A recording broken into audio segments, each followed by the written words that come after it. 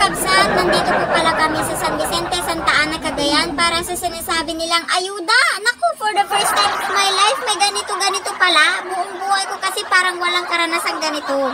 At dahil nga ngayong officially transferred na rin ako dito, naku, syempre, nagpapasalamat ako sa mga taong taga rito dahil lagi kaming sinasama, sinasabihan at ini-inform sa lahat ng meron sa Santa Ana. Tulad ng mga ganito, mga pagtatanggap ng ayuda. Syempre, gusto ko.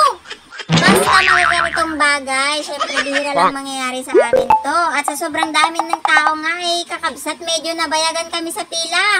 May nagdudurunan na din kaya mga senyor naiinip na at nagagalit kasi hindi sila yung inuuna ng iba. Pero sa wakas, pagkatapos ng tanghalian ay nakakuha na rin kami at umuwi na kami agad. Ayan, napapansin nyo kakabsat, habang kami ay umuwi, nakikita ko yung mga tao sa gilid ng kalsada, puro mga DSWD relief goods ang mga karton nila.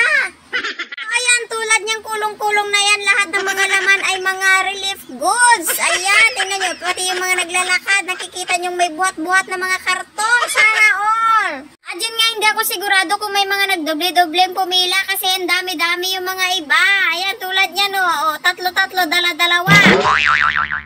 At pagdating nga namin dito sa bahay, agad naming binuksan itong karton ng ayuda para tingnan kung ano yung mga nasa loob. Ayan, so pinabuksan na namin. At titingnan natin kung ano yung mga laman ay sana'y hindi na bawas-bawasan. Ayan, bumungad ang bigas. Bigas ang pinaka-importante sa lahat. Ayan, may kape, may sardinas, at may Milo pa.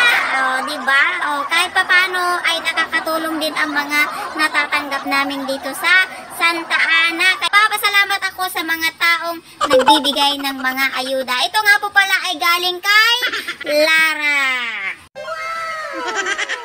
Uy, may Fresca flakes in oil. Ganito na naman sa Manila. Milo. Walang sardinas. Yan, kape yan. So, salamat, Shopee. Huwag mo na ganyan, ilagay na lang sa ano.